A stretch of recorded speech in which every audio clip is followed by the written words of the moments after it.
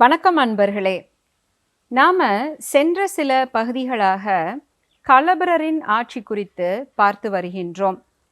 கன்னட நாட்டிலே ஸ்ரவணபெலகோலா பகுதியிலிருந்து தமிழகத்திற்குள் சுமார் 250 பொதுயுகத்தை ஒட்டி உள்ளே வந்த இவர்கள் இங்கிருந்த மூவேந்தர்களையும் தோற்கடித்தனர். இவர்கள் ஒரு பெரிய வம்ச ராஜ்யம் என்றெல்லாம் சொல்ற மாதிரி இல்லாம அந்த கன்னட பகுதியிலே குறுநில மன்னர்களாகத்தான் காட்டப்படுகின்றனர். அந்த காலகட்டத்தில் அங்கு வலிமை படைத்த சாம்ராஜ்யமாக விளங்கிய சாத்தவாகனர் போன்றவர்களை எதிர்க்க முடியாமல் தான் இவர்கள் புதிய ஆட்சியிடம் தேடி வந்திருக்க வேண்டும். ஆனால் தமிழ் பகுதிக்குள் வந்த இவர்களால் இந்த மூவேந்தரையும் தோற்கடித்து எப்படி ஆட்சியை பிடிக்க முடிந்தது? முனைவர் பத்மாவதி அவர்கள் 2023 வெளிக்கொண்டு வந்த அவருடைய புதிய நோக்கில் களபிரர் வரலாறு என்கின்ற புத்தகத்தில் சில காரணிகளை முன்வைக்கின்றார். இப்போ அந்த காலகட்டத்தில் தமிழகத்தில் பார்த்தீங்கன்னா இந்த சேர சோழ பாண்டியர்கள் மூவரும் குறுநில மன்னர்களோடு தொடர்ந்து போரிட்டு கொண்டே இருந்தனர். அப்போ இந்த வேளிர் மன்னர்கள் எப்படியாவது இந்த சேர சோழ பாண்டியர்களிடமிருந்து தங்களை காத்து கொள்வதற்கு ஒரு வழி வேண்டும் என்று தேடிக்கொண்டிருந்தனர். அதே சமயத்தில் இந்த உள்நாட்டு போர்களால் பார்த்தீங்கன்னா பொருளாதார சரிவு ஏற்பட்டு வணிகம் வெகுவாக பாதிக்கப்பட்டது. அந்த காலகட்டத்தில் வணிகச்சாத்து எனப்படுகின்ற அந்த வணிக சமூகமானது மிகுந்த பொருளாதார வலிமையும் படை வலிமையும் படைத்த ஒரு சமூகமாக இருந்தது. நாம் ஏற்கனவே பார்த்தோம், வடநாட்டிலிருந்து சமணமும் பௌத்தமும் முதலில் தமிழ் பகுதிக்குள் வந்தது இந்த வணிகச்சாத்துகளின் மூலம்தான். அப்போ இவர்களும் ஒரு பக்கம் இந்த மூவேந்தருடைய இந்த தொடர் போர் தாக்குதலினாலும் மறுபக்கம் பார்த்தீங்கன்னா இந்த மூவேந்தர்கள் சிறிது சிறிதாக வேத கலாச்சாரத்தின் பால் ஈர்க்கப்பட்டு தங்களுடைய ஆதரவை வேத விற்பனர்களுக்கு நல்கி ராஜசூய யாகம் போன்ற யக்னங்களையும் பிரம்மதேயம் போன்ற நிலக்கொடைகளையும் வழங்கி வந்தது இவர்களுடைய கொள்கைகளுக்கு நேர்மாறாக இருந்தது. அப்போ அந்த காலகட்டத்தில் பார்த்தீங்கன்னா இந்த அரசர்களின் இந்த பிரம்மதேயம் போன்ற செயல்பாடுகளால் பொதுமக்களிடையேயும் இந்த மூவேந்தரை பற்றிய ஒரு அதிருப்தி அதிகமாக நிலவி வந்தது. அப்போ அந்த சூழலில் மாற்றாக ஒரு தலைமை வேண்டும் என்று எண்ணிய போது இந்த வணிக சாத்துகள் தங்களைப் போலவே பௌத்த சமண மதத்தை பின்பற்றிய அந்நியரான இந்த களபிரர்களுக்கு தங்களுடைய ஆதரவை நல்கி இருக்க வேண்டும், தங்களுடைய படைகளை அவர்களுக்கு உதவி செய்ய கொடுத்திருக்க வேண்டும்.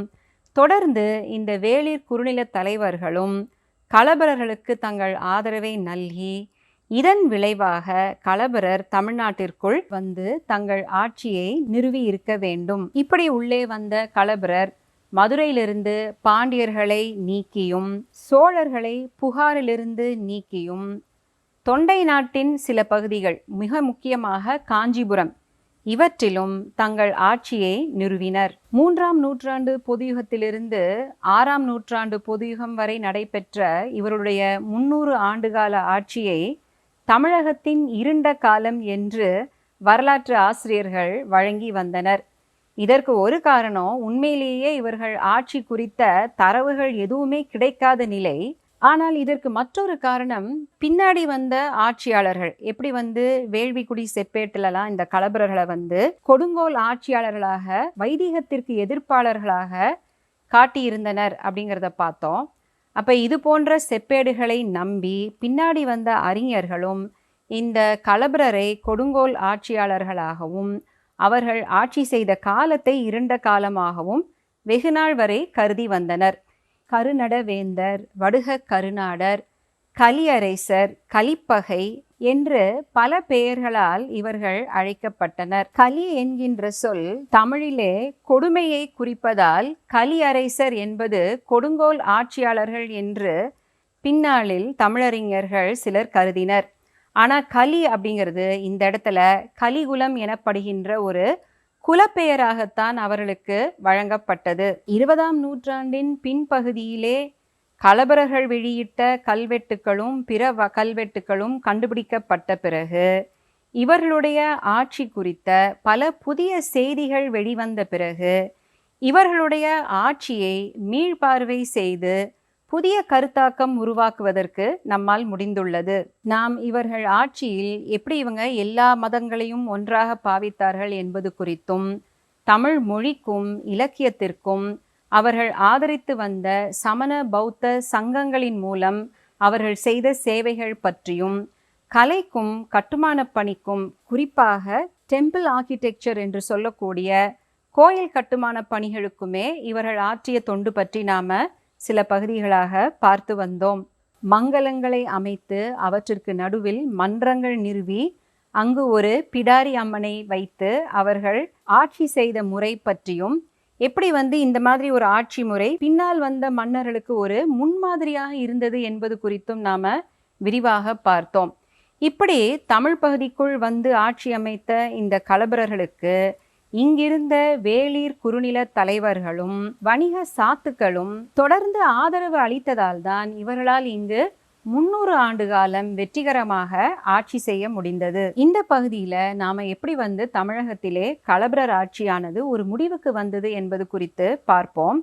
மதுரையை இவர்கள் பிடித்தவுடன் மதுரையை ஆண்ட பாண்டிய மன்னர்களின் வம்சாவளியினர் பல சிற்றூர்களுக்கும் சென்று தங்கள் ஆட்சியை அமைத்து கொண்டனர். அதில் பாண்டிய வம்சாவளியை சார்ந்த ஒரு பிரிவு இலங்கைக்கு சென்று வடக்கு பகுதியில் அனுராதபுரத்தை ஆண்ட சிங்கள மன்னனை தோற்கடித்து அங்கு ஒரு பாண்டியர் ஆட்சியை நிறுவியது. சூழவம்சா என்கின்ற ஒரு சிங்கள நூல் அந்த அனுராதபுர பகுதியை ஆட்சி செய்த 6 தலைமுறை பாண்டிய மன்னர்களை பெயர் கொண்டு அடையாளப்படுத்தி அவர்கள் ஆட்சி குறித்த பல செய்திகளையும் பதிந்து காட்டுகிறது. வரலாற்று ஆசிரியர் மயிலை சீனி வேங்கடசாமி அவர்கள் இதையெல்லாம் எடுத்து தன்னுடைய களபிரர் வரலாறு புத்தகத்தில் விரிவாக ஆராய்ந்துள்ளார். அதுல 5ஆம் நூற்றாண்டின் முற்பகுதியில் ஆண்ட பாண்டியன் குட்டபரிந்தன் என்பவன் பௌத்த மதத்தை தழுவி அவனுடைய கல்வெட்டு ஒன்று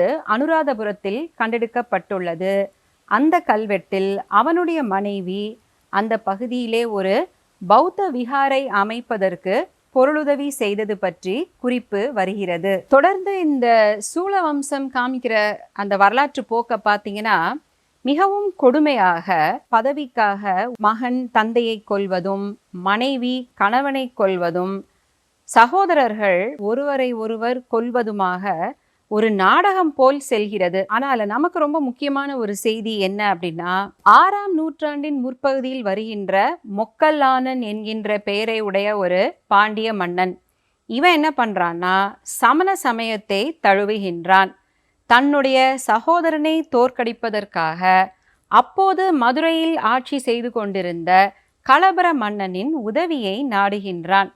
அந்த களபிர மன்னனும் என்ன செய்யறானா, இவனுக்கு உதவுவதற்காக தன்னுடைய போர் தளபதிகளை அனுப்பி வைத்ததாக அந்த சூழவம்சா பதிந்து காட்டுகிறது. களபிரரை நிகந்தர், அதாவது சமண மதத்தை சார்ந்தவர்கள் என்று இந்த நூல் குறிக்கின்றது.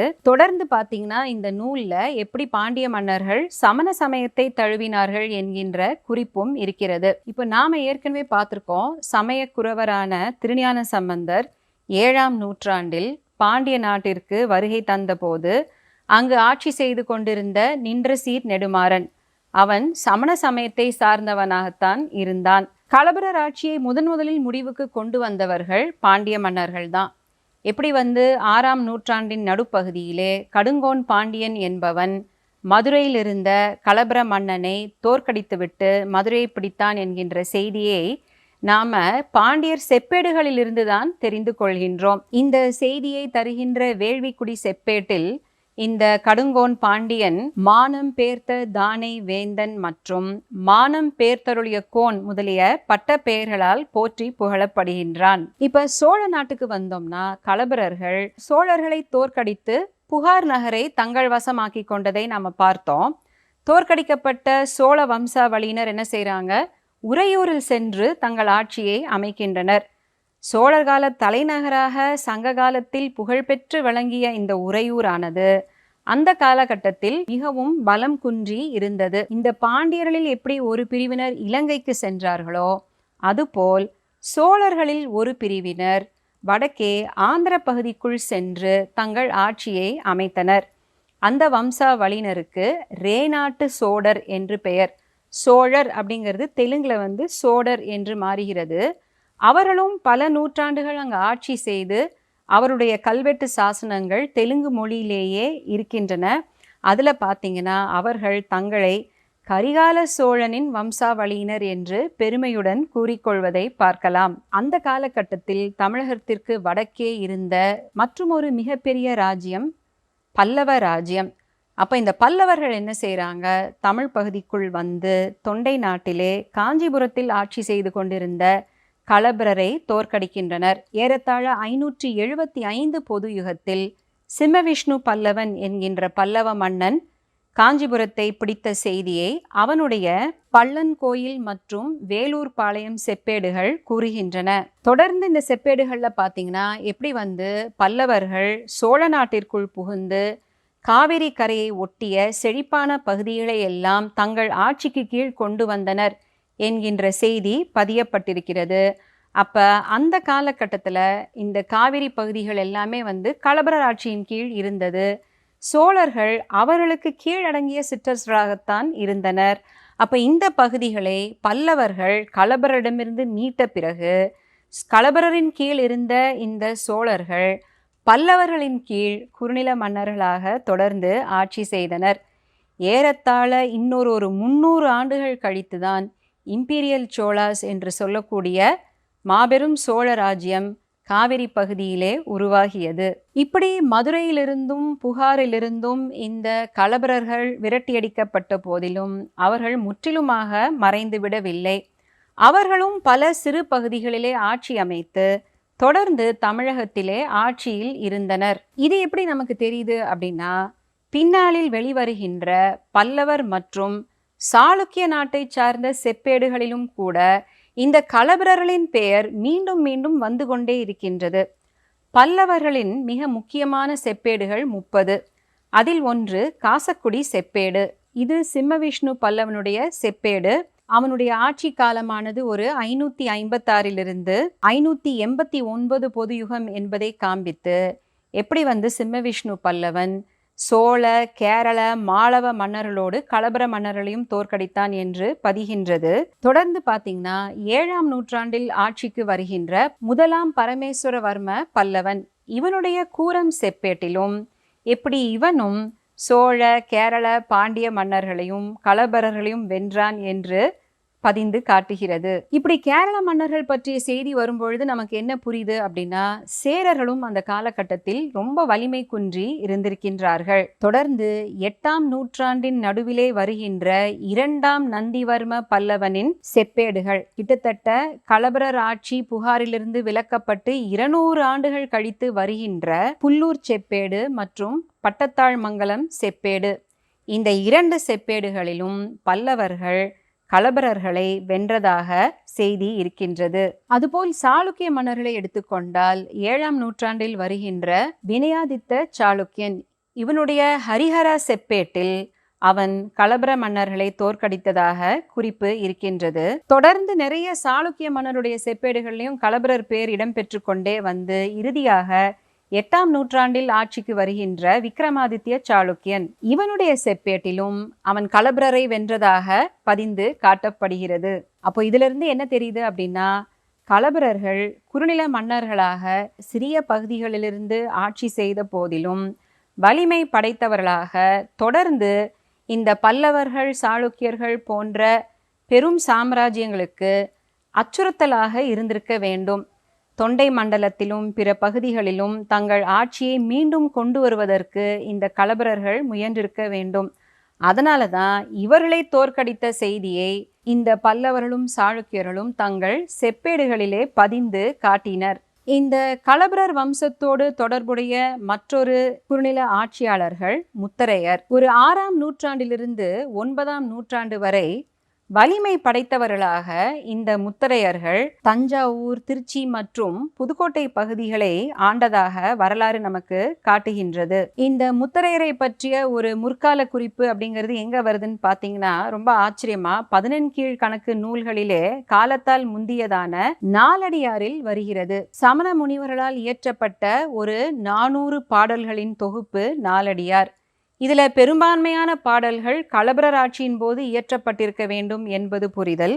அப்ப அதுல இந்த முத்தரையர் பெயரும் இடம்பெறுகிறது. மயிலை சீனி வெங்கடசாமி போன்ற வரலாற்று ஆசிரியர்கள் இந்த முத்தரையர் இந்த களபிரருடைய ஒரு பகுதியினர், அதாவது ஒரு சப்கிளான் என்கின்ற கருத்தை தெரிவிக்கின்றனர். சில வரலாற்று ஆசிரியர்கள் இதை ஏற்றுக்கொள்ளவில்லை. இப்போ மயிலை சீனி வெங்கடசாமி அவர்கள் தன்னுடைய இந்த கூற்றை எதை வைத்து நிறுவ பார்க்கிறார் அப்படின்னா, மிகவும் முக்கியமான ஒரு செந்தலை தூண் கல்வெட்டு என்கின்ற கல்வெட்டுக்கள் திருக்காட்டுப்பள்ளி அருகே இருக்கின்ற ஒரு சிறு கிராமம் செந்தலை. அங்கு இருக்கின்ற ஒரு கோயிலின் தூண்களிலே வட்டெழுத்து கல்வெட்டுக்கள் முத்தரையர் ஆட்சியின் பல பெயர்களை குறிப்பிடுகின்றன. இந்த கோயிலுடைய பெயரே பார்த்தீங்கன்னா இன்னைக்கு மீனாட்சி சுந்தரேஸ்வரர் கோயில் என்று வழங்குகிறது. ஆனால் அந்த தூண்களிலே பிடாரி அம்மன் கோயில் என்று வழங்கப்படுகின்றது. அதிலே இடம்பெறுகின்ற மன்னனின் பெயர் பெரும்பிடகு முத்தரையன். இவனுடைய பல பட்டங்களில் ஒரு பட்ட பெயர் ஸ்ரீ கள்வர கள்வன் அல்லது ஸ்ரீ களவர கள்வன் என்று பொறிக்கப்பட்டுள்ளது. இதை முன்வைத்து காட்டி சீனி வெங்கடசாமி அவர்கள் நிச்சயமா இவங்க களபரருடைய ஒரு பிரிவினர் என்கின்ற கருத்தை முன்வைக்கின்றார். நாம ஏற்கனவே எப்படி 10ஆம் நூற்றாண்டை சார்ந்த ஒரு சைவ சமய நூலான கல்லாடம் இதுல களபரர்களின் பெயர் இடம்பெறுகிறது என்று பார்த்தோம். முதலாக களபரரை சைவத்துக்கு எதிரி என்றும் சிவனை நிந்திப்பவர்கள் என்றும் காட்டுவது இந்த கல்லாடம். ஆனால் 11ஆம் நூற்றாண்டில் வருகின்ற ஒரு நூல் பார்த்தீங்க அப்படின்னா இந்த களபர மன்னர்களில் ஒருவனை புகழ்ந்து பேசுகின்றது. களப்பாளன் என்ற பெயர் கொண்ட அவன் சேர சோழ பாண்டியர்களை தோற்கடித்து அந்த மன்னர்களை சிறையிலிட்டு தன்மேல் பாட்டு பாடும்படி விதித்ததாக அந்த நூல் கூறுகிறது. 10ஆம் நூற்றாண்டிலே அமிர்தசாகரால் இயற்றப்பட்ட மிக முக்கியமான தமிழ் இலக்கண நூல்கள் யாப்பருங்கலம் மற்றும் யாப்பருங்கலக்காரிகை. இதை பற்றி நாம் ஏற்கனவே பார்த்தோம். இந்த அமிர்தசாகரின் மாணவரான குணசாகரர் யாப்பருங்கலத்திற்கு ஒரு விருத்தி உரை செய்கின்றார். அந்த விருத்தி உரையில தான் இந்த செய்தி பதிந்து காட்டப்படுகின்றது. இப்படி இந்த சேர சோழ பாண்டியர்கள் பாடியதாக மேற்கோள் பாடல்களை வேறு குணசாகரர் அதிலே காட்டுகின்றார். இப்போ மேற்கோள் பாடலா காட்டுறதுனால அவை குணசாகரர் காலத்திற்கு முற்பட்ட யாரோ புலவர்கள் பாடிய பாடல்களாக இருந்திருக்க வேண்டும். 17ஆம் நூற்றாண்டில் தொகுக்கப்பட்ட தமிழ் நாவலர் சரிதை அதுல இந்த சேர சோழ பாண்டிய மன்னர்களால் பாடப்பட்டதாய் கூறப்படுகின்ற அந்த செய்யுட்களும் இந்த விருத்தியுரை காட்டுகின்ற இந்த கதையும் இடம்பெறுகின்றன என்பதை நாம் ஒரு பகுதியில் பார்த்தோம். அதோட லிங்கை நான் உங்களுக்கு இங்கே தரேன். அப்போ எங்கிருந்து இந்த செய்தியை எடுத்து தமிழ் நாவலர் சரிதையில் கொடுத்தாங்க அப்படிங்கிறது இப்போ நமக்கு புரிகின்றது. இப்படி அவர்கள் ஆட்சி மறைந்து பல நூற்றாண்டுகளுக்கும் மக்களிடையே இந்த களபரர் பற்றிய நினைவலைகள் இருந்து வந்திருக்கின்றன என்பதே நமக்கு ஒரு வியப்பான செய்தியாக இருக்கின்றது. அந்த அளவில் ஒரு 10ஆம் நூற்றாண்டு காலகட்டத்தில் களபரர்களின் ஆட்சி தமிழ் பகுதிகளிலிருந்து முற்றிலுமாக நீங்கிவிட்டது. களபரர்களின் ஆட்சியின் முடிவுடன் நம்முடைய இந்த வேர்களை தேடியின் முதல் பகுதியும் ஒரு முடிவுக்கு வருகின்றது. நாம் இந்த பயணத்தை ஒரு 5 ஆண்டுகளுக்கு முன்னால் அவுட் ஆஃப் ஆப்பிரிக்கா மைக்ரேஷன் என்று சொல்லக்கூடிய ஆதி காலத்தில் மனிதன் எப்படி முதலாக ஆப்பிரிக்க கண்டத்திலிருந்து தமிழ் பகுதிக்குள் வந்தான் என்பதிலிருந்து துவங்கினோம். தொடர்ந்து தமிழகத்தின் பல பகுதிகளிலும் கற்கால மனிதன் எப்படி குடியேறினான், அவனுடைய மொழி மற்றும் நம்பிக்கைகள் எப்படி வளர்ந்தன, இந்த மண்ணிலே நமக்கு அடையாளத்தை தருகின்ற தமிழ் மொழி எப்படி பிறந்தது என்று பார்த்தோம். தமிழர்கள் குறித்த மரபணு ஆய்வு மற்றும் இந்தோ ஆரியர்களின் மரபணு கலப்பு பற்றியும் நாம் பார்த்தோம். சிந்து சமவெளி நாகரிகத்திற்கும் தமிழர் நாகரிகத்திற்கும் இடையே உள்ள ஒற்றுமையை குறித்து மிக விரிவாக பார்த்தோம். முச்சங்கத்தின் கதை குறித்தும் குமரி கண்டத்தின் கதை குறித்தும் சில பகுதிகளில் பார்த்தோம். கற்காலம் முடிந்து நியோலித்திக் என்று சொல்லக்கூடிய அந்த வேளாண்மை காலம், தொடர்ந்து மெகாலித்திக் கல்ச்சர், அதை தொடர்ந்து இரும்பு நாகரிகம் என்று பார்த்து இறுதியில் 5 வாழ்வியல் குறிஞ்சி முல்லை மருதம் நெய்தல் பாலையில் தமிழர்கள் வாழ்வியல் எப்படி தொடங்கி செழித்து வளர்ந்தது என்பது குறித்தும் மிக விரிவாக பார்த்தோம். அதிலிருந்து ஆட்சி முறைகள் எப்படி தோன்றின, குறுநில மன்னர்களின் ஆட்சியானது நாளடைவில் வளர்ந்து எப்படி சேர சோழ பாண்டியர்கள் என்ற முடியுடை வேந்தர்களின் ஆட்சியாக மாறியது என்பதை எல்லாம் நாம் மிக விரிவாக பார்த்தோம். தொடர்ந்து ஒரு 3ஆம் நூற்றாண்டு பொதுயுகத்திற்கு முன் இருந்து 3ஆம் நூற்றாண்டு பொதுயுகம், சங்ககாலம் என்று சொல்கின்ற அந்த காலகட்டத்தில் தமிழகத்தை ஆண்ட சேர சோழ பாண்டியர்கள், அவர்களை தொடர்ந்து வந்த முக்கியமான குறுநில மன்னர்கள், அதிலும் குறிப்பாக கடையேழு வள்ளல்கள், இவர்களுடைய ஆட்சி குறித்து மிக விரிவாக நாம் பார்த்தோம். இதற்கெல்லாம் நமக்கு முதன்மையான தரவாக பயன்பட்டது சங்க இலக்கிய நூல்கள். அத்துடன் கூட KN சிவராஜ பிள்ளை அவர்களுடைய the chronology of the early Tamils என்பது ஒரு முக்கியமான தரவாக நமக்கு பயன்பட்டது. தொடர்ந்து கனகசபை பிள்ளை அவர்கள் மற்றும் PT ஸ்ரீனிவாச ஐயங்கார் போன்ற முன்னாள் வரலாற்று பேராசான்களுடைய தோள்களிலே நின்று நாம் இந்த காலகட்டத்தை புரிந்து கொள்ள முயன்றோம். மேலும் தற்சமயம் தமிழகத்திலே பரவலாக நடந்து வருகின்ற தொல்லியல் ஆய்வுகளின் முடிவுகள், ஆதிச்சநல்லூர், அரிக்காமேடு, கொடுமணல், பொருந்தல், கீழடி, சிவகலை மற்றும் முசிறிஸ் போன்ற இடங்களில் கிடைத்துள்ள தரவுகளையும் நாம் இந்த சங்ககாலத்தை மீட்டெடுக்க பயன்படுத்தி இருக்கின்றோம். பொதுவாக இந்த சங்ககாலம் குறித்த வரலாற்றை பின்னாளில் வந்த வரலாற்று ஆசிரியர்கள் நீலகண்ட சாஸ்திரி முதல் யாருமே ரொம்ப விரிவாக எடுத்து கையாளவில்லை. அதற்கு ஒரு காரணம், அந்த காலகட்டம் தொடர்பான தரவுகள் மிக குறைவாக கிடைத்தது. ஆனால் இப்பொழுது நமக்கு தொடர்ந்து கிடைத்து கொண்டிருக்கின்ற தொல்லியல் தரவுகளின் அடிப்படையில் பார்ப்போமானால், எதிர்காலத்தில் மீண்டும் இந்த சங்ககால ஆட்சி முறைகளை மீள்பார்வை செய்து விரிப்பதற்கான சாத்தியம் இருக்கின்றது. அந்த அளவில் இந்த முதல் பகுதி முடிகின்ற இந்த தருவாயில பார்த்தீங்கன்னா, சிவகலையில் கண்டெடுக்கப்பட்டுள்ள இரும்பு கால நாகரீகம் கிட்டத்தட்ட தமிழர் வாழ்வியலை ஒரு 1000 ஆண்டு காலம் பின்னோக்கி எடுத்து சென்றுள்ளது. 3345 முதல் 2953 பொதுயுகத்திற்கு முன் என்று அங்கு சிவகலையில் கண்டெடுக்கப்பட்ட இரும்பு பொருட்களுக்கான கால கணிப்பை பேராசிரியர் ராஜன் அவர்கள் அறிவித்த போது இந்த ஆய்வுலகமே வியப்பில் ஆழ்ந்தது. தொடர்ந்து பார்த்தீங்கன்னா, பேராசிரியர் ராஜன் அவர்கள் எப்படி தமிழகத்தின் இரும்பு கால நாகரிகமும் சிந்த சமவெளியின் சால்கோலித்திக் ஏஜ் என்று சொல்லக்கூடிய செப்பு கால நாகரிகமும் ஒன்றுக்கு ஒன்று தொடர்புடையனவாக இருக்கின்றன என்பதை சுட்டி காட்டுகின்றார். அது மட்டுமல்ல, அண்மையில் ரோஜா முத்தையா நூலகத்திற்கு வழங்கிய பேருரையில் அவர் வியத்தகு ஒரு செய்தியை வெளியிட்டார். கிட்டத்தட்ட தமிழகத்திலே கண்டெடுக்கப்பட்டுள்ள ஒரு 640 தொல்லியல் இடங்களிலே ஏறத்தாழ மிக முக்கியமான ஒரு 10-15 இடங்கள் தான் இப்பொழுது ஆய்வுக்கு எடுத்துக்கொள்ளப்பட்டிருக்கின்றன. அதாவது 0.47% மட்டுமே இப்பொழுது ஆய்வுக்கு உட்படுத்தப்பட்டிருக்கின்றன. அதாவது தமிழகத்திலே இன்னும் 99.53 விழுக்காடு இடங்கள் தொல்லியல் ஆய்வுக்காக காத்து கொண்டிருக்கின்றன. இதற்கு நிறைய ஆய்வாளர்கள் தேவை.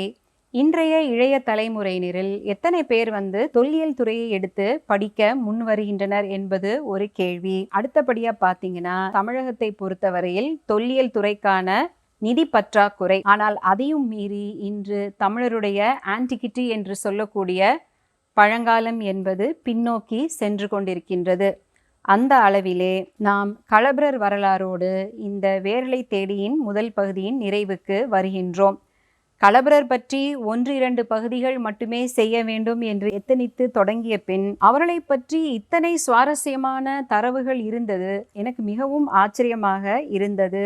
கிட்டத்தட்ட 9 பகுதிகளாக நாம களபிரர் ஆட்சியுடைய பல்வேறு பரிமாணங்களை பார்த்திருக்கின்றோம். ஒரு சிறிய இடைவெளிக்கு பின் வேரலை தேடியின் 2ஆம் பகுதி தொடங்கும். அதுல நாம நடுக்கால பாண்டியர்கள், இம்பீரியல் சோழாஸ் என்று தொடங்கி விஜயநகர பேரரசு வரை பார்ப்போம். 3ஆம் பகுதியில் ஆங்கிலேயர் ஆட்சியில் தொடங்கி திராவிட அரசியல் வரை வர வேண்டும் என்பது எண்ணம். அந்த அளவில் இந்த பகுதியோடு உங்களிடமிருந்து விடைபெறுகின்றேன். நன்றி, வணக்கம்.